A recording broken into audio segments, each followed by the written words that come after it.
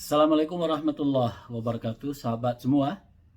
Ini sore ada informasi penting ini, yaitu breaking news yang saya baca dari beberapa media online seperti detik.com, kompas.com, kemudian ada beberapa media mainstream, beberapa televisi nasional yang saya tonton, bahwa sore hari ini akan ada reshuffle kabinet yang akan dilakukan oleh Prabowo.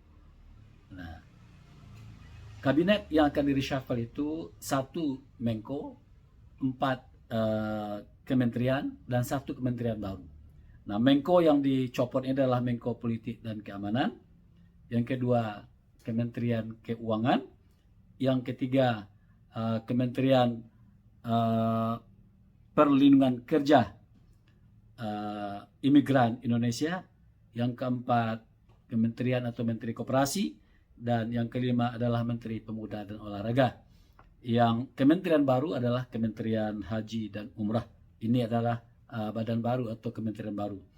Nah, sahabat semuanya, ini adalah langkah politik yang diambil oleh Prabowo.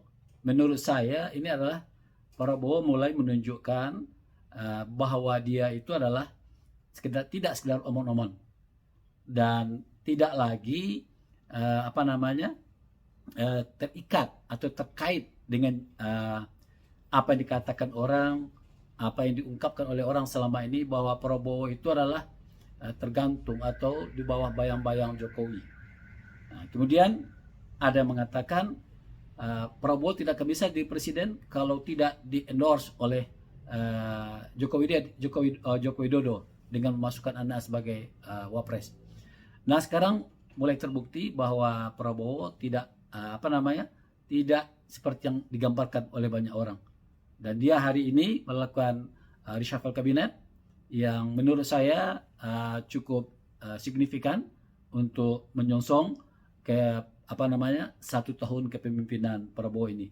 Bulan September ini adalah bulan ke-11 kepemimpinannya, dan bulan Oktober akan memasuki 1 tahun pemerintahan Prabowo.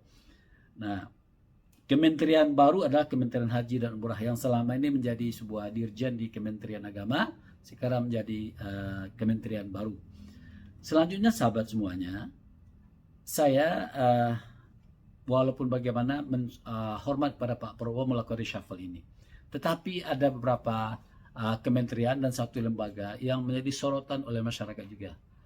Yang pertama, Menteri Dalam Negeri, Menteri BUMN, Menteri ESDM, dan Kapolri. Ini menjadi perhatian serius oleh masyarakat. Tapi ini belum disentuh oleh Pak Prabowo. Saya berharap Pak Prabowo ini mungkin reshuffle pertama, dan mudah-mudahan dalam waktu dekat akan ada reshuffle kedua. Pak Prabowo mendengarkan suara rakyat.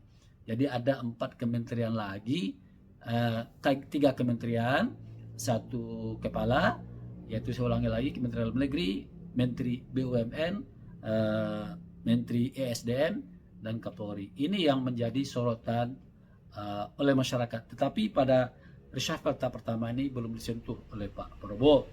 Nah, apakah ini sebuah strategi oleh Pak Prabowo untuk menunggu masukan harapan dari masyarakat lebih dalam lagi?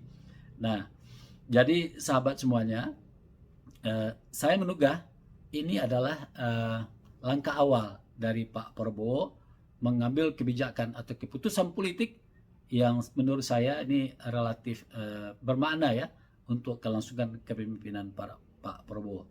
Hanya saja 3 kementerian yang diharapkan oleh masyarakat, 1 kepala kepolisian Republik Indonesia yang menjadi sorotan tajam oleh masyarakat, perlu menjadi pertimbangan serius oleh Pak Prabowo untuk melakukan reshuffle kabinet pada tahap kedua. Saya berharap akan ada reshuffle tahap kedua di ujung pemerintahannya tahun pertama Pak Prabowo ini. Dan harapan saya ini mungkin juga harapan banyak orang, banyak masyarakat Indonesia. Kenapa demikian? Karena ini menjadi sorotan penting oleh masyarakat akhir-akhir ini. Banyak hal yang kontroversial yang oleh masyarakat perlu ditinjau ulang orang-orang ini oleh Pak Prabowo. Jadi Pak Prabowo, masyarakat mendukung Anda. Apapun yang terjadi, proses demokrasi, pemilu sudah berakhir, Anda jadi presiden. Oleh karena itu adalah kekuasaan ada di tangan Anda. Anda jangan omon-omon, action. Tidak ada masyarakat mendukung Anda, Pak Prabowo. Jangan takut dengan janji-janji katanya, janji ini dengan Jokowi, dengan gengnya dulu. Tinggalkan, abaikan itu semuanya. Tidak perlu difikirkan itu. Sekarang Anda berpikir sebagai seorang presiden, kepala negara, kepala pemerintah Republik Indonesia yang memimpin 280 juta rakyat Indonesia. Anda bertanggung jawab pada rakyat dan kepada Allah Subhanahu wa taala. Sebagai orang muslim, Anda dulu dilantik dengan di bawah sumpah dan di bawah Al-Qur'an. Oleh karena itu Pak Prabowo tegas mengambil sikap dan bawalah Indonesia berlari ke depan. Kalau Anda mengatakan Anda akan menjadi sebagai macan Asia, coba buktikan. Bangkitkan ekonomi Indonesia, tegakkan hukum, tegakkan keadilan, makmurkan masyarakat. Oke, Pak Prabowo dan sahabat semua, itulah harapan kita pada sore hari ini. Selamat Pak Prabowo, Anda melakukan reshuffle tahap pertama dan lakukan reshuffle tahap kedua untuk menteri-menteri yang dianggap oleh masyarakat perlu di reshuffle ya.